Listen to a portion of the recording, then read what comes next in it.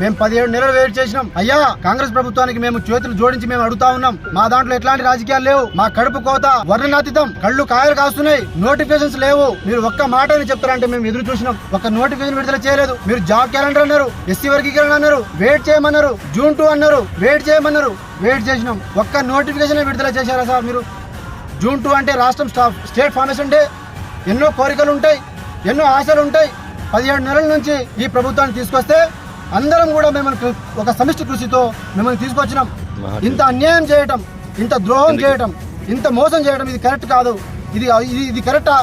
ఇది సమంజసమేనా? మేము ప్రభుత్వానికి చేతులు జోడించి మేము రిక్వెస్ట్ చేస్తా ఉన్నాం. ఇక మీదటైనా మా దాంట్లో ఎట్లాంటివి లేవు.